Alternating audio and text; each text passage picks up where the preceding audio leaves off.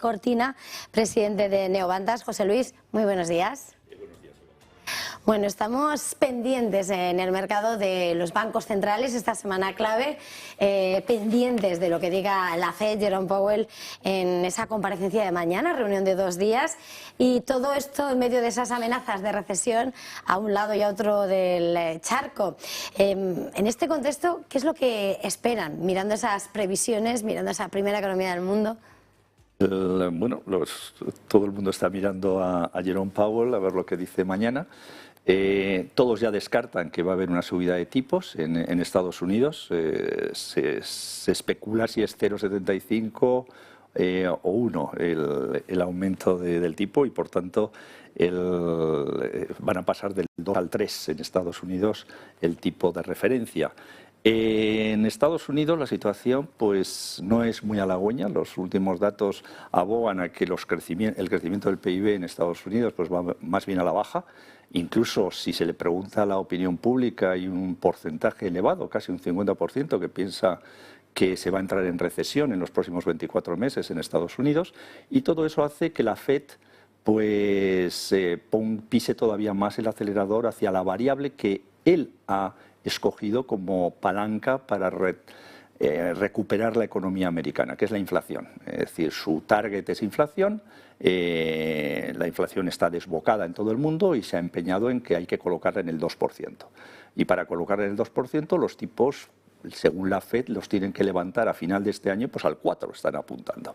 Con lo cual, esperaremos subidas posteriores, no solamente la de hoy, sino que presumiblemente muy pronto la FED vuelva a subrayar que levantará el tipo y se irá aproximando a ese 4, que es el que se ha puesto de target. Bueno, ese mensaje que no deja de repetir, ¿no, Powell? ¿No? Que la inflación, como no resultó no ser transitoria, había que acabar con ella. Mirando a uno de los grandes, evidentemente, sectores que mira a los bancos centrales, sin lugar a dudas se encuentra el sector bancario. Mirando aquí al mercado doméstico, ¿cuál es la situación de nuestro sector bancario aquí en España? La situación bancaria es, vamos a ver, tiene dos caras. Tiene una cara, si vemos los últimos resultados semestrales que publicaron en julio, pues es positiva, puesto que han reflejado, al menos la gran banca, un crecimiento de sus beneficios importante. En el corto plazo, mi opinión es que, y yo creo que la mayoría, es que hay una cierta incertidumbre sobre estos resultados. Es decir, lo que hemos visto en el primer semestre no creo que se vuelva a repetir en la banca en este segundo semestre. ¿Por qué? Porque yo abogo a que la banca, tarde o temprano, la banca española estoy hablando, va a volver a hacer provisiones. Se dice que no, que han rebajado, no sé qué. Mi hipótesis es que el entorno macroeconómico y las peculiaridades adicionales de España harán que la banca, y si quieres profundizamos ahora un poquito, en el corto plazo tendrá que aplicar provisiones y por tanto sus resultados se verán menguados. A medio y largo plazo yo soy optimista. Y me gusta subrayarlo. Es decir, la banca española ha hecho un esfuerzo enorme en los últimos años de reestructurarse y, por tanto, de ajustar su estructura de costes a una realidad y está mejor preparada que la europea. 1. 2. La banca española, las grandes entidades, tienen una idea clara o más clara del modelo de negocio que realmente les puede hacer rentables y sostenibles en el tiempo. Un modelo de negocio que, por resumir mucho, podemos hablar muchísimo del modelo, tiene dos variables. 1, la omnicanalidad, es decir, pasar de una banca que tradicionalmente estaba en las sucursales, en las oficinas físicas, a una banca mucho más multicanal y próxima al cliente. Eso es uno. Y la segunda componente es el dato. La banca se ha dado cuenta y empieza a hacer movimientos importantes para explotar ese mar de datos que tiene de sus clientes.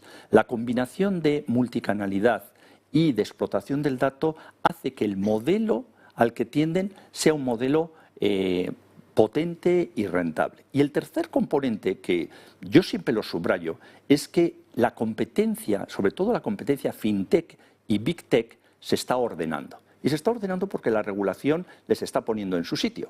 Era como en el viejo oeste americano, saltaron hace 5 o 6 años, pero ahora ya se están poniendo reglas de juego y se está ordenando ese mercado. Por tanto, en el medio-largo plazo yo soy optimista con la banca española. Yo creo que va a recuperar esos valores que todos anhelamos de este sector y que reflejarán esos valores lo que valen estas entidades y lo que suponen para el entorno económico español y mundial. Hablaba, me lo he puesto sobre la mesa y le tengo que recoger el guante, sobre las particularidades de la banca española, pese a estar mejor posicionada que en otros momentos, de cara a lo que pueda venir con un aumento de, tal vez, la morosidad. Decía, tengo que hacer, van a tener que hacer provisiones, pese a que ahora mismo en sus discursos alejan esa idea. ¿Por qué? Cierto, Eva. Yo soy, vamos a ver, la morosidad ha sacado un tema que está muy en boga y está en mínimos, pero realmente en mínimos, es decir, que está en el 4%, por debajo del 4%, el dato oficial de julio abogaba por debajo del 4%, que son cifras que no se habían visto hace muchísimo tiempo. Pero también es cierto que el entorno es oscuro, el entorno está el geopolítico y macroeconómico, tanto con la guerra de Ucrania y sus implicaciones, como los coletazos del COVID. No nos olvidemos que el COVID lo que ha hecho o lo que ha traído es que se ha visto acentuado por la guerra de Ucrania, pero un desabastecimiento de materia prima y una deslocalización de la materia prima, porque con el COVID no se podían transportar las cosas y tampoco se podía producir. Y el hecho de que ahora no tengamos chips, los famosos chips para el sector del automóvil o para otros muchos sectores, y materias primas que son fundamentales para la industria, hacen pues que la situación sea difícil. Todo eso ha levantado la inflación, ha levantado los tipos de interés, es un círculo vicioso al que se suma aquí en España el tema de los préstamos ICO, que los préstamos ICO pues, jugaron un papel fundamental, pero hay que devolverlos y se empiezan a devolver ahora. Eso, si unimos que hay que devolver préstamos y el entorno hace que las entidades y los particulares vivamos en una situación un poquito más difícil, abogará a que algunas deudas no se paguen. Y eso es morosidad. Y la morosidad va a subir. Estamos ahora en el 4, en el entorno del 4. Mi hipótesis es que casi se duplicará, que podrá estar en el entorno del 7, pues presumiblemente a finales del 23. Por completar la radiografía también, mirando las particularidades, llega también el nuevo impuesto y quería preguntarle de alguna manera esa nueva tasa, ¿qué consecuencias puede trasladar más a los índices de rentabilidad? Vamos a ver, la nueva tasa, como todo, si te quitan, pues afecta indudablemente en tu rentabilidad. Y la banca llevaba mucho tiempo sufriendo de una situación de tipos cero o negativos. Y eso le ha hecho realmente en los últimos años no poder desplegar todo su potencial y, por tanto, ver su rentabilidad mermada. Es decir, a día de hoy, los únicos bancos que superan el 10% de ROE, de rentabilidad sobre capital, son el Santander, el BBVA y Bankinter. El resto están por debajo del 10. ¿Por qué menciono el 10? Porque el 10 es un poco el punto de referencia con respecto al coste de capital. Y, por tanto, cualquier entidad tiene que luchar por estar por encima de esa barrera del 10%. Si me pones un peso para alcanzar esa barrera, pues voy a tardar más en llegar a esa barrera. Por lo tanto, respondiendo a la pregunta que me has hecho, Eva, pues la primera implicación es que las entidades van a tardar más en llegar a ese elemento que es su rentabilidad básica o mínima para tener una sostenibilidad. Dicho esto, me gustaría subrayar que a mí el impuesto, y lo he dicho en otros foros, pues tiene dos componentes. Me parece discriminatorio y me parece contraproducente. La parte contraproducente es lo que he desarrollado ahora de alguna forma, porque si la banca lucha por tener una sostenibilidad, necesita ser rentable para jugar su papel en la sociedad. Porque no nos olvidemos que la banca, dentro del puzzle de la sociedad, es una pieza muy relevante. Es la que inyecta gasolina a todo ese puzzle macroeconómico en España. Y por lo tanto es un elemento que hay que cuidar. Si no lo cuidamos, vamos a sufrir todos. Pero además luego es discriminatorio cuando digo discriminatorio, porque solamente pesa en algunas entidades. La gente no lo sabe, pero esta tasa solamente se carga en aquellas entidades que tengan margen de intereses más comisiones por encima de 800 millones de euros. Hay muchas entidades de perfil más mediano que no tienen eso y por tanto no les aplica.